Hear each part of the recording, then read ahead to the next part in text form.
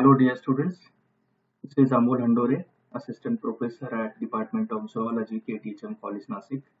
I welcome you to this second lecture on respiratory system of Phyla globosa. So in the previous lecture, we have studied the different types of respiration which takes place in Phyla globosa. We have understood what are the organs which are involved in respiration, and we studied the first type, that is aquatic mode of respiration. Now in today's lecture, after completing this lecture, you should be able to know the organs of aerial respiration, mechanism of aerial respiration, and mechanism of anaerobic respiration. So let's begin with today's lecture on aerial respiration in Phyla globosa. So this aerial respiration takes place with an organ that is known as pulmonary sac, or we also commonly refer to as lung, because it functions like lung in higher animals. Now if we see the structure of this pulmonary sac, it is a large sac-like structure and it is developed at the roof of pulmonary chamber. Now if we see, it is modification of the mantle. So the mantle wall itself get converted into this pulmonary chamber during the development of organism. So it hangs into the pulmonary chamber of mantle cavity, into which you have this pulmonary chamber with a large pulmonary aperture. So what is meant by this pulmonary aperture? So this is a bag-like structure and it has a small opening at its top. That opening is called as pulmonary aperture.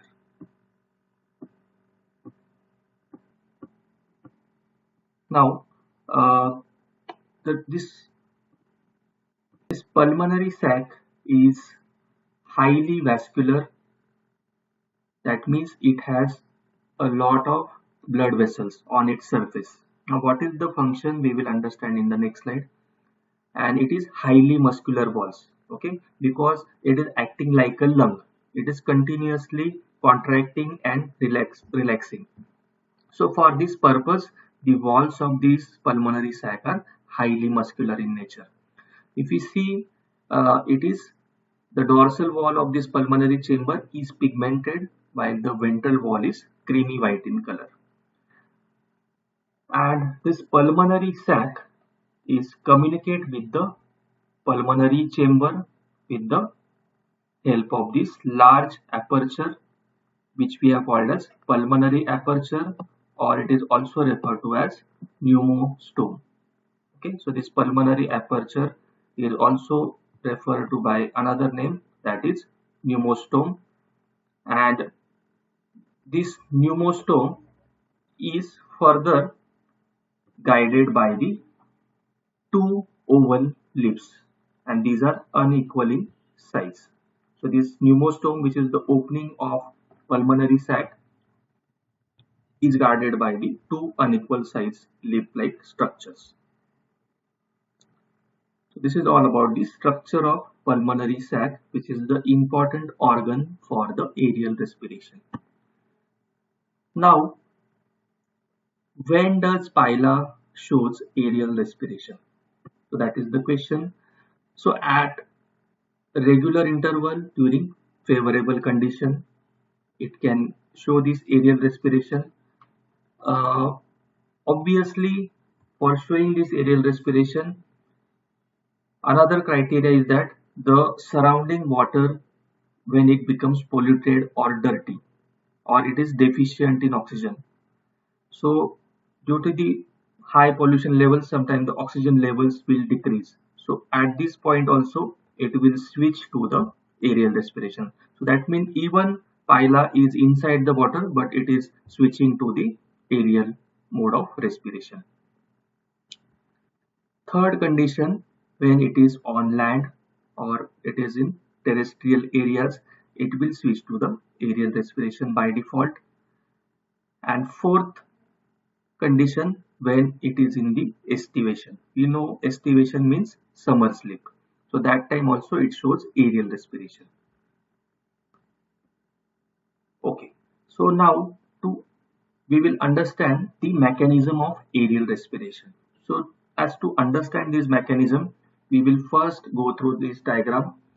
So this diagram shows this is the head region. Now this entire cavity is called as pulmonary chamber, and this of yellow colored structure here, the round structure, is nothing but your pulmonary sac. Here you can see there is a opening of this pulmonary sac. This is nothing but the pneumostome, and which is guarded by the two leaf-like structures. Now if we see, there are lot of blood vessels on the surface of this pulmonary sac. So that's why it is also referred to as a vascularized type of a pulmonary sac. So this is the first important organ that takes part in the aerial respiration. Along with this, the second organ which takes part in the respiration is the left nuchal lobe. So this left nuchal lobe, it is present here, so it will extend into a tube-like structure. So this left nuchal lobe extend into tube-like structure through which the air will enter and leave. So like our nostrils, the inspiration of the air takes place, air comes inside the lungs and it is given out in the process of expiration through the nose only. Similarly, there is a common opening from which air enters as well as it exits from the body. So we will understand this mechanism of aerial respiration in detail. Okay. So this mode of respiration is observed in both conditions, when animal is in water as well as it is on the land. So we have seen that it primarily shows aquatic mode of respiration when it is in water. But why it switched to the aerial respiration? So the condition is like, sometimes if the water is polluted, so in that condition we have seen that Ospiradium is the olfactory organ which tastes the water, and if Ospiradium finds water is polluted, it will close the left nostril lobe which is present here. So under this condition it has to respire, so for that it will switch to the aerial mode of respiration. Now this pulmonary sac or lung is used in two ways in this aerial mode of respiration. How? Let's see. So when it is present in the water, obviously since it has to go for aerial respiration, pila has to come near the surface of the water. Now the second step of aerial respiration is the left nuchal lobe will extend from the body. Okay, so it will come out in the form of a tube. So this will result into formation of a structure. That structure, tube-like structure, is called as siphon. So about 2 centimeter long siphon is formed with the help of this left nuchal lobe,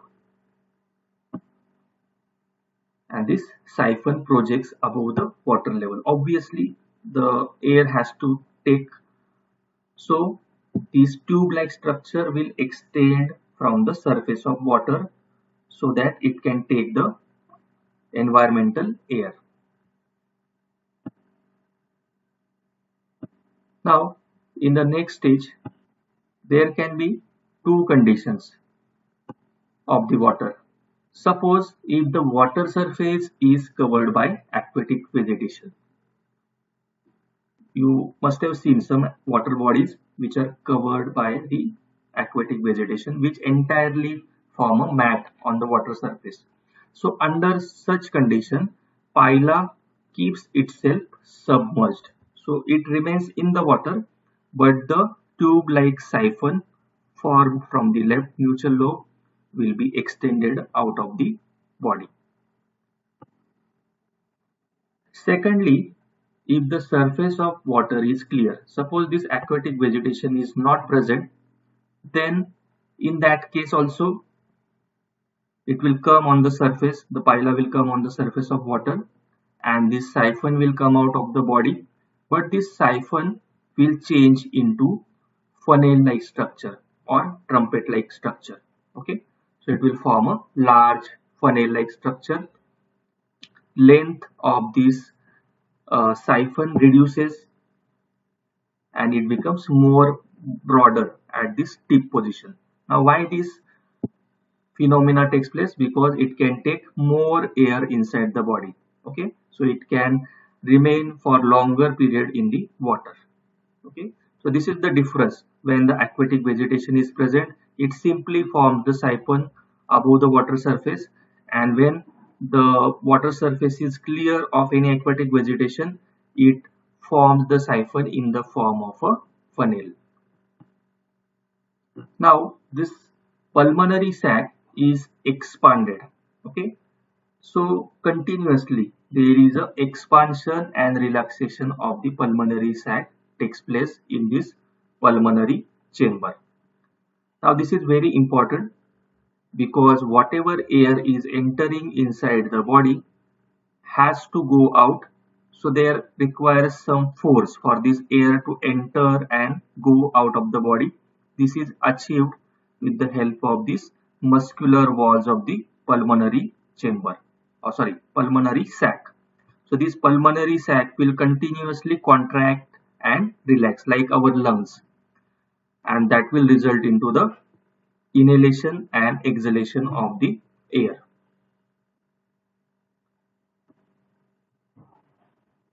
Yes, osphradium, which we have seen in the aquatic mode of respiration.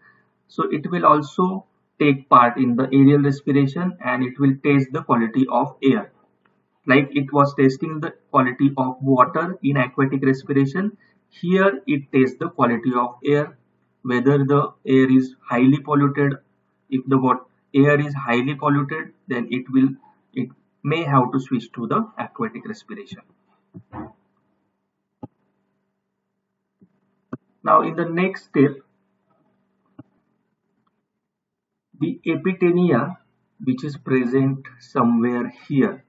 Now what is this epitenia? It demarcates the boundary between this pulmonary chamber and the branchial chamber, which is situated here.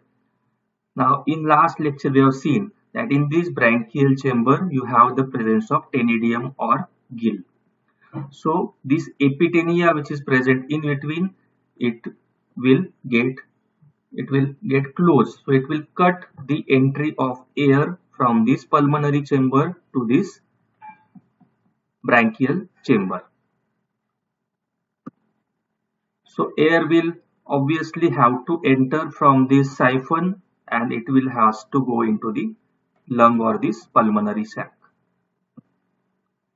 Now this opening of this pulmonary sac becomes more circular,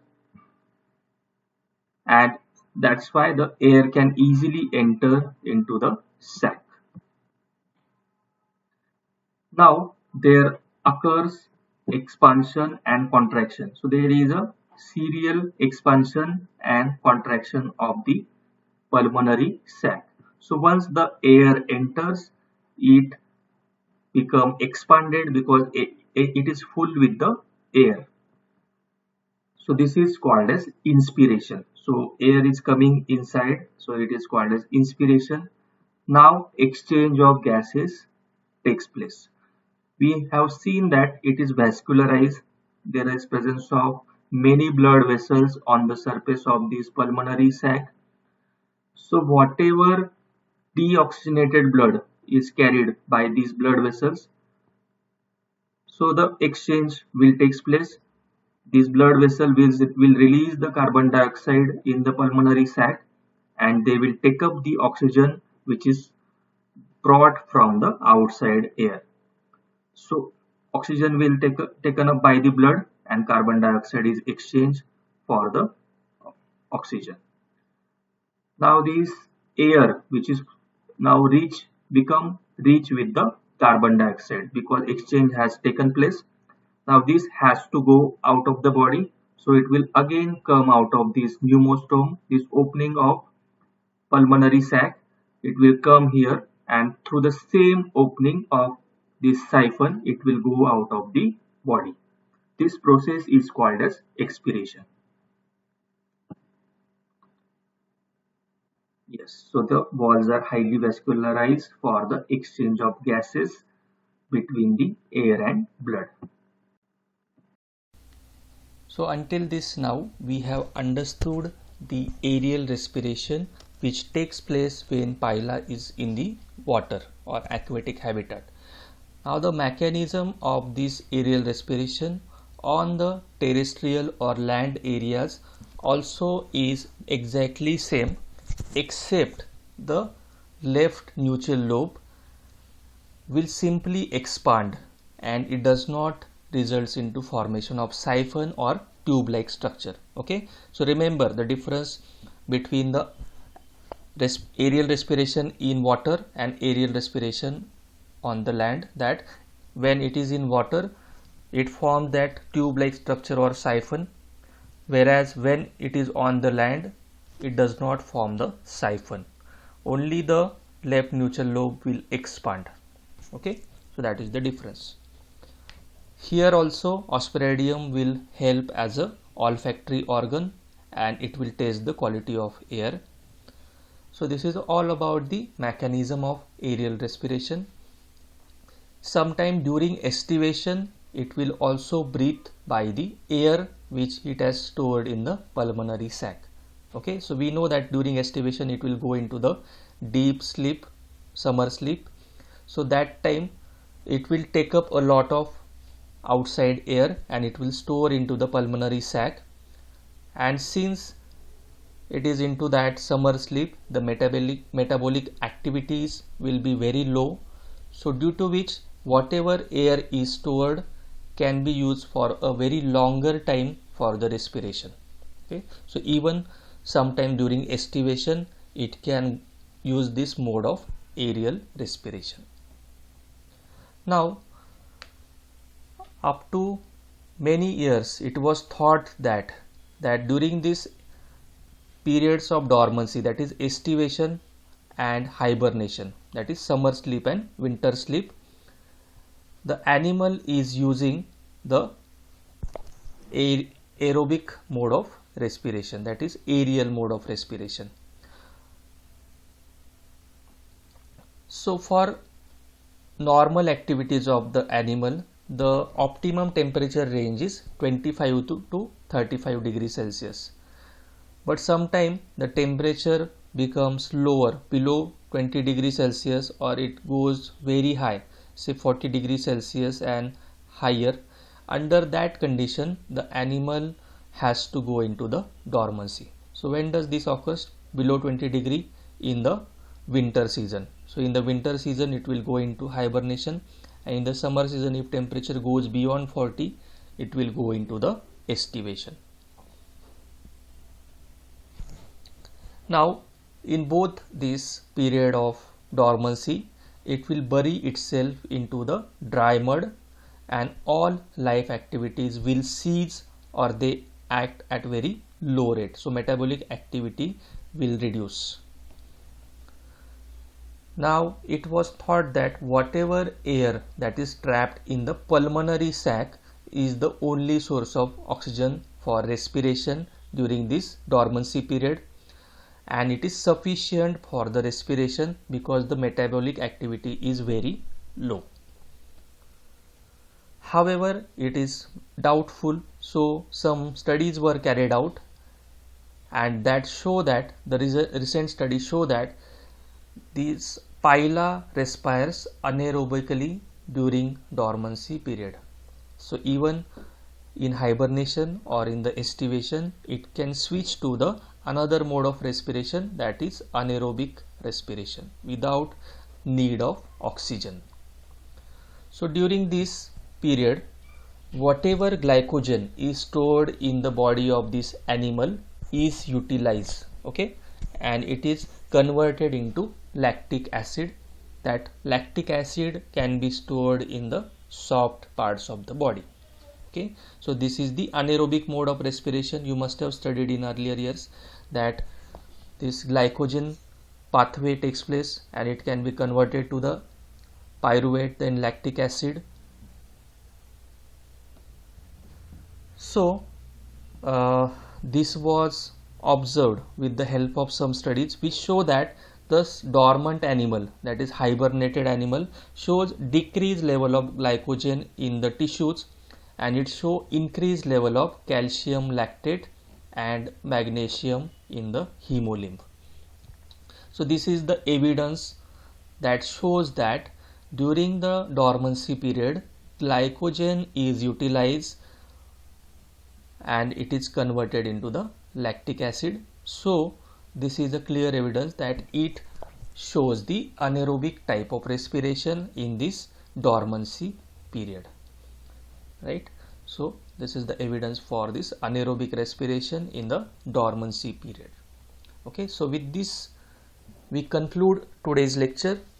In today's lecture we understood the organ of respiration for the aerial mode, that is pulmonary sac or lung, the structure of it. Then we understood the aerial mode of respiration. So it can take place in water as well as on land. When it takes place in water, the pila forms a siphon like structure. If the weeds are present, it will form only siphon. If the water surface is clear, it will form the funnel like structure. And when it is respiring on land, the siphon is not formed, only the left nuchal lobe is expanded. Okay, and then we understood the respiration in the dormancy period, that is estivation and hibernation. Sometimes it can fill its pulmonary sac with lot of air and it can respire aerobically in the estivation, but recent studies show that it respires anaerobically by using the glycogen which is stored in the body. So with this we conclude today's lecture. Thank you so much for your patience hearing.